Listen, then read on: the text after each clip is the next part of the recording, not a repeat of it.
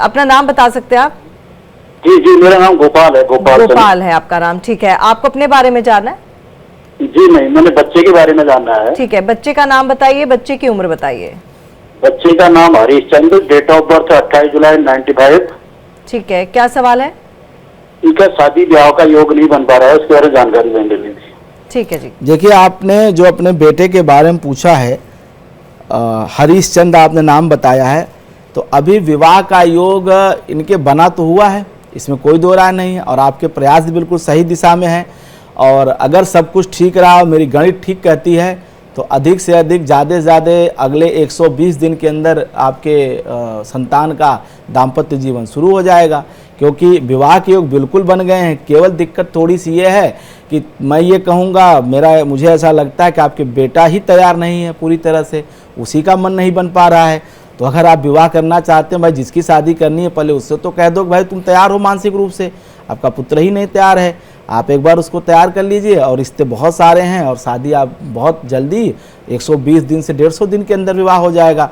लेकिन मुझे ऐसा लगता है प्रश्न देख करके, कभी आपका बेटा ही कहीं न कहीं आगा पीछा कर रहा है, उसकी ही मानसिक स्थिति ठीक नहीं है विवाह करने के लिए, वो खुद ही दाम्पत्य जीवन से भागना चाहता है।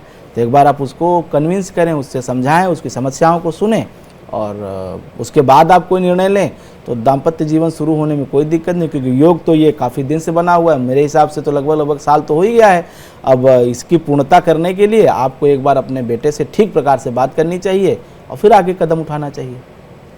तो चलिए, आप अपने बेटे से बात कीजिए और पंडित जी ने बहुत अच्छे तरीके से बताया कि कैसे आप अपनी समस्या का समाधान निकाल सकते हैं। और बस थोड़ा सा कह सकते हैं धैर्य रखने की ज़रूरत है और आपके सारे काम बनते नजर आएंगे। और जो पंडित जी समाधान बताते हैं उन उपायों को ज़रूर कीजिए, क्योंकि वो उपाय आपकी ज़िंदगी बदल सकते हैं।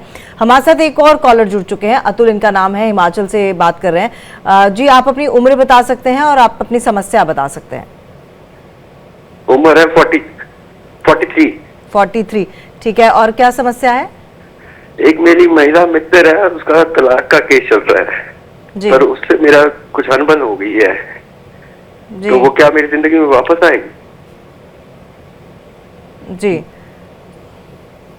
ठीक है, इनकी महिला मित्र है जिनसे अनबन हो गई है और तलाक का केस चल रहा है, तो क्या इनकी जीवन में वो वापस आएंगी? देखिए, वापस आने का योग तो नहीं दिखाई दे रहा है, बिल्कुल मैं साफ कह देना चाहता हूं। और मैं आपको एक सलाह भी दूंगा कि उसको वापस ना ही बुलाएं तो ही आपके लिए ठीक है। तो वापस ना ही बुलाएं आपके लिए ठीक है। और हम अपने दर्शकों से यही बोल भी रहे हैं कि अगर आपकी कोई समस्या है उसका समाधान आपको यहाँ ज़रूर मिल जाएगा, लेकिन बहुत ज़रूरी है कि जो उपाय पंडित जी बता रहे हैं वो आप कीजिए भी। जैसे पंडित जी ने बहुत अच्छे तरीके से बताया कि कैसे आप राशियों में जो 7.5 का योग बन रहा है इस साल, उनसे कैसे आप उसका प्रभाव जो है वो कैसे कम कर सकते हैं। और साथ ही साथ बहुत ही अच्छे तरीके से पंडित जी आपने ये भी बताया कि किस तरह से आप किसी का भविष्य जब बताते हैं तो वो भविष्य ज्योतिष के जरिए कोई जादू नहीं है, वो एक गणित है। तो आपने मेरे को ये बात भी बताई कि आप 13 दिसंबर से लेकर आप 13 जनवरी तक की बात कर सकते हैं, उस चीज को लेकर आप जो उसका फलादेश है वो ठीक सटीक है। हाँ, तो क्या रहेगा 13 जनवरी तक की मैं बात करूं, 13 दिसंबर से 13 जनवरी तक के लोगों की अगर मैं बात करूं? अभी जो सूर्य की स्थिति है वो धनु राशि में है और धनु राशि में गोचर कर रहा है। जैसे वर्तमान में मकर राशि में भी चंद्रमा भी था, जो कि बहुत बेहतर था कुछ राशियों के लिए, खास करके मेष राशि के लिए बहुत अच्छा समय बीता है। 2-3 दिन या नया साल बहुत अच्छा बीता है मेष राशि के लिए। इसी के हिसाब से मिथुन राशि के लिए बहुत अच्छा बीता है, वृषभ राशि के लिए अच्छा बीता है। कुल मिलाकर के अगर मैं कहूँ तो अभी यह केवल जो है कर्क राशि के लिए थोड़ा सा दिक्कत रहा, क्योंकि कर्क राशि वालों के साथ दिक्कत ये वर्तमान में चल रही है, क्योंकि चंद्रमा तो 2.5 दिन में ज़रूर बदल जाता है, लेकिन अभी जो स्थिति बन रही है कर्क राशि वालों के लिए, अब जो मार्च का महीना आने वाला है, मार्च का महीना जब आएगा तो कहीं ना कहीं ये ढैया के प्रभाव से कर्क और वृश्चिक राशि के लोग मुक्त जरूर हो जाएंगे। लेकिन अभी मार्च तक ये शनि की ढैया का प्रभाव, चूँकि अभी उतर रहा है ना, अब ढैया के सिर्फ 2.5 महीने बचे हैं और ढैया के ये जो लास्ट के 2.5 महीने हैं कर्क और वृश्चिक राशि के लिए, ये कहीं ना कहीं थोड़ी सी तकलीफ कर देते हैं, समस्याएं कर देते हैं, खास करके सेहत और रोजगार को लेकर के। तो कर्क और वृश्चिक के लिए ये जनवरी और फरवरी के महीने में अपने स्वास्थ्य को लेकर के, खास करके जो उदर रोग है वह जरूर उस पर ध्यान रखें। और ख़ास करके जो डायबिटिक पेशेंट हैं वो अपने पैरों का, मतलब जो घुटने के नीचे के शरीर का पैर का हिस्सा है उसका विशेष ध्यान रखें। वहाँ घाव, फोड़ा, चोट चपेट लगने से, थोड़ी सी फुंसी भी होने पर तुरंत डॉक्टर को संपर्क, क्योंकि यह आपको तकलीफ दे सकता है अगर आपकी कर्क राशि है या वृश्चिक राशि है, क्योंकि यह ढैया का अंतिम चरण है, 2.5 महीने शेष हैं। तो यहाँ पे नए साल पे 2 महीने आप अगर ठीक से निकाल लेते हैं कर्क वृश्चिक वाले तो बिल्कुल ठीक है। बाकी जो अन्य 10 राशियाँ हैं उनके लिए सामान्य समय है, कभी अच्छा, कि उस चंद्रमा हर 2.5 दिन पे बदलता है तो ठीक है।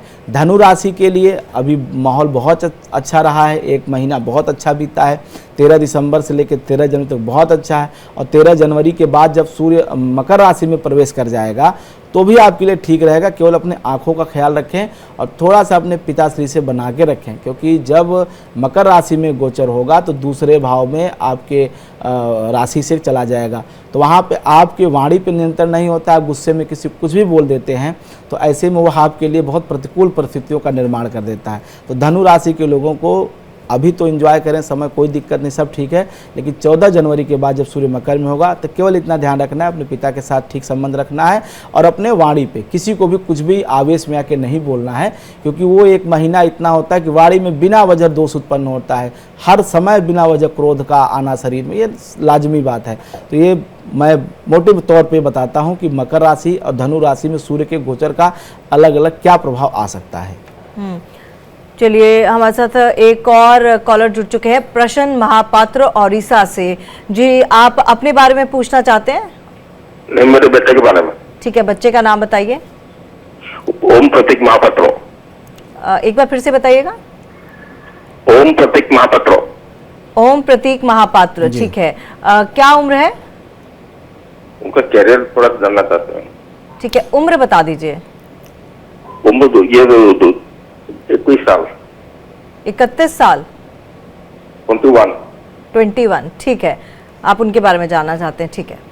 देखिए, ओम प्रकाश जी का जो करियर है उसके बारे में बता दूं कि इनका करियर बिल्कुल ठीक है और बहुत अच्छा है। इनके करियर को लेकर के आपको बिल्कुल भी चिंता करने की आवश्यकता नहीं है। ये अगर नौकरी करना चाहें तो कल से करें, स्टाइपेंड की जो है इनको अभी भी मिल सकता है, इंटर्नशिप मिल सकती है। कुल मिलाकर के इनके करियर की चिंता आपको करने की आवश्यकता नहीं है। शिक्षा अच्छी है, पढ़ाई अच्छी है और करियर भी इनका बहुत अच्छा शुरू होगा। इसमें आपको बिल्कुल मतलब मैं ये कहूँगा कि आप व्यर्थ ही चिंता कर रहे हैं। करियर इनका बहुत अच्छा है, मतलब जैसे अब उम्र बढ़ेगी तो करियर में सफलता भी मिलेगी। अभी तो 21 साल का बच्चा है तो क्यों आप इतना चिंता करते हैं? बिल्कुल चिंता की आवश्यकता नहीं है। इस बच्चे का करियर ओम प्रकाश का बहुत अच्छा है। इतना जरूर हो सकता है कि शुरुआत में थोड़ी छोटी नौकरी मिले या कम पैसे का पैकेज लगे, तो उससे घबराने की ज़रूरत नहीं है। इसका करियर बहुत अच्छा है, फ्यूचर बहुत ब्राइट है। काम को लेकर के, रोजगार को लेकर के इसमें आपको बिल्कुल चिंता करने की आवश्यकता नहीं है। चिंता करने की आवश्यकता नहीं है, लेकिन वही है, आप धैर्य बनाए रखिए और आप जो पंडित जी उपाय बताते हैं वो ज़रूर कीजिए। पंडित जी, एक और सवाल मेरा ये है कि शनि की 7.5 से ही जुड़ा हुआ, क्योंकि जब शनि का हम नाम सुनते हैं तो हम वैसे ही थोड़ा सा डर जाते हैं, और जब 7.5 की बात आती है तो लगता है कि अब शायद उतनी सब चीज़ें अच्छी नहीं होंगी जितनी हम उम्मीद करते हैं। लेकिन आपने उपाय बहुत ही आसान बताए, उन उपायों से प्रभाव कम हो सकता है। लेकिन ये शनि की 7.5 जो है जाहिर तौर पर घर वालों को भी प्रभावित करती है। अगर आपके घर के किसी सदस्य पर भी ये 7.5 है तो वो दूसरे पर भी प्रभाव डालती है। ऐसे में क्या घर वालों को भी कोई उपाय करने की ज़रूरत होती है? देखिए, जब हम एक परिवार के रूप में रहते हैं, एक साथ रहते हैं, तो जैसे अभी आपने कहा परिवार प्रभावित बिल्कुल होता है। क्योंकि जैसे मान लीजिए किसी का बच्चा बीमार है तो माँ रात में कैसे सो पाएगी? बिल्कुल। किसी का पति बीमार है तो स्त्री कैसे उसको नींद आए, कैसे वो आराम से रह पाएगी? अगर मान लीजिए जो घर में कमाने वाला पुरुष है या स्त्री है, अगर उसकी नौकरी छूट जाएगी तो जो उस पर निर्भर लोग हैं उनका जीवन कैसे चलेगा? तो यह जो ग्रह होते हैं, इसीलिए हमारे यहाँ ग्रहों में भी संज्ञा दी गई है। सूर्य अगर पिता है तो चंद्रमा माता कारक है, मंगल अगर भातृ कारक है तो गुरु ज्ञान का कारक है, शुक्र अगर स्त्री कारक है तो बृहस्पति जो है पुत्र कारक है, तो कुल मिलाकर के ग्रहों को भी हमारे रिश्तों की कहीं न कहीं संज्ञा दी गई है। जैसे मंगल से हम छोटा भाई और मामा का सुख देखते हैं, बुध से हम मामा का सुख देखते हैं, चंद्रमा से हम माता का सुख देखते हैं, सूर्य की स्थिति से हम पिता के बारे में प्रेडिक्शन करते हैं कि पिता की स्थिति क्या होगी, पैतृक संपत्ति मिलेगी कि नहीं मिलेगी, पिता कितना पुरुषार्थी होगा। तो जब हमारे ग्रहों को संज्ञा दी गई है हमारे रिश्तों को, जो कि हम बिल्कुल प्रभावी है, और मैं ये एक नहीं हजारों कुंडलियां तमन्ना देखा हूं कि जिनका सूर्य पीड़ित होता है उनके पिता से संबंध और उनके पिता की स्थिति निश्चित रूप से खराब होती है। जिनके चंद्रमा की स्थिति खराब होती है उनके माता की सेहत और माता का सुख बिल्कुल खराब होता है। तो ये अनुभव है, कटु अनुभव है हमारे जीवन के। जिनकी कुंडली मंगल राहु की युति होती है उनके अपने छोटे भाइयों से कदाचित नहीं बनता है। भाई हमेशा उनके लिए नई नई समस्याएं वितंडावाद खड़ा करते रहते हैं। तो रिश्ते जब ग्रहों में ही निर्धारित कर दिए हैं ब्रह्मा जी ने, तो रिश्ते बिल्कुल प्रभावित होंगे। और शनि की 7.5 का प्रभाव अगर घर के किसी सदस्य पे चल रहा है तो जितना उसकी बॉन्डिंग जिन रिश्तों के साथ होगी उतना ही वो अधिक प्रभावित होगा। जैसे मान लीजिए किसी महिला के कुंडली में, किसी महिला की भी जैसे हम बात करते हैं कि अभी उसकी कुंभ राशि है, उसकी 7.5 चल रही है, तो उसका अचानक से आप देखेंगे उसका थायराइड बिगड़ जाएगा अगर वो 40 के ऊपर है, और उसी कुंडली में चंद्रमा भी अगर पीड़ित है थायराइड बढ़ जाएगा, आंतों में सूजन हो जाएगी।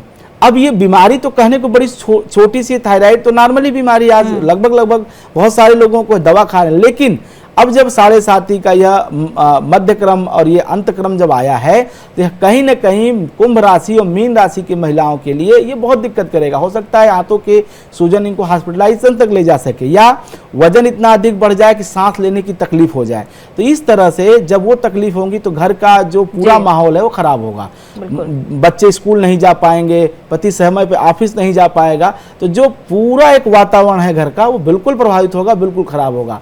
तो इसलिए शनि की 7.5 का प्रभाव कहीं न कहीं अगर घर में किसी को है तो थोड़ा ही सही असर सब पे दिखाई देता है। बिल्कुल। एक कॉलर भी जुड़ चुके हैं हमारे साथ, चंद्रन पिल्लई इनका नाम है। कहां से बात कर रहे हैं आप? मैं दिल्ली मोती नगर से। जी, आपका सवाल अपने बारे में है? नहीं, बेटी के बारे में है। ठीक है, बेटी का नाम बताइए। निशा पिल्ले। बेटी की उम्र? 38+ है। क्या नाम बताया इन्होंने बेटी का? नाम है निशा। निशा नाम है ना? हाँ जी, निशा पिल्ले। ठीक है, निशा पिल्ले। क्या सवाल है? शादी के बारे में पता करना है। ठीक है जी। शादी के लिए निशा जी के अभी भी इंतजार का समय है, अभी भी बात बनती हुई दिखाई नहीं दे रही है। मई के महीने में जब सूर्य वृषभ राशि में गोचर करेंगे तो वहाँ पे इनकी बात बनेगी। और मैं ये कहूँगा आपको कि थोड़ा सा इनके जन्म स्थान से धनु दक्षिण दिशा में अगर आप प्रयास करें तो निश्चित रूप से इनका विवाह शीघ्र तय हो जाएगा। ऐसे में एक विशेष यही बात है कि अभी मई तक समस्या है, लेकिन मई के बाद अगर आप इनके जन्म स्थान से जहां भी आपकी बेटी का जन्म हुआ है वहां से दक्षिण की दिशा में जो है अगर आप इनके लिए वर तलाशेंगे तो वह शादी भी जल्दी तय हो जाएगी और वो इनके बेहतर दाम्पत्य जीवन के लिए अच्छा भी रहेगा। ठीक है, एक और कॉलर जुड़ चुके हैं, रजत। रजत, आप कहाँ से बात कर रहे हैं?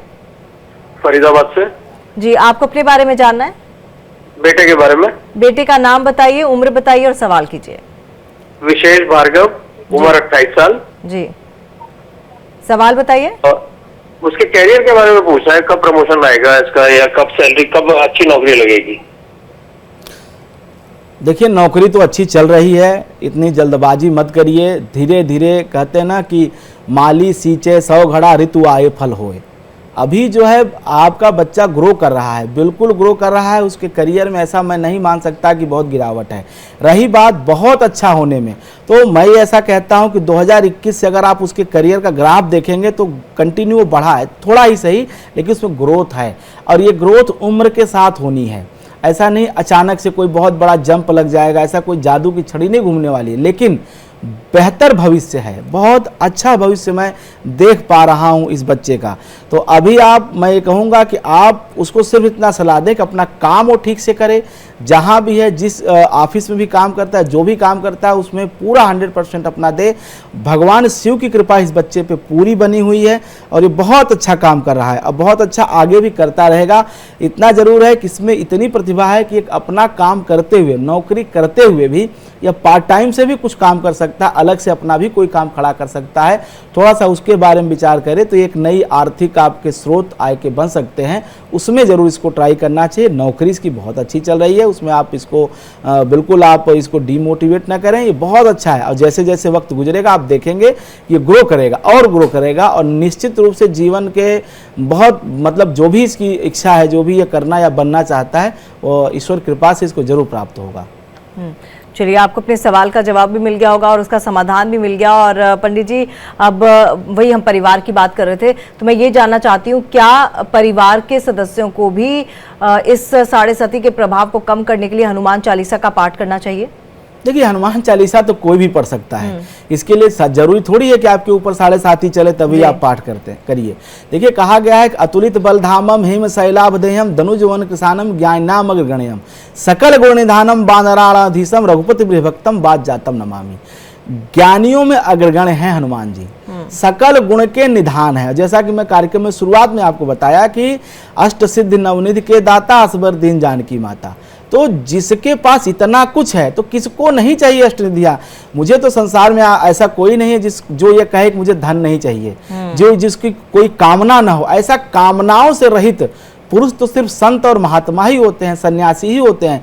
बाकी संसारी पुरुष, संसारी स्त्री, जितने भी सांसारिक जीव हैं जो गृहस्थ जीवन में हैं, सबको कुछ न कुछ चाहिए, चाहे वो किसी पद दायित्व किसी भी स्थिति में हो।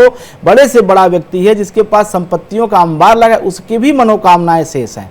तो ऐसे में हर व्यक्ति हनुमान चालीसा, सुंदरकांड, हनुमत उपासना कर सकता है।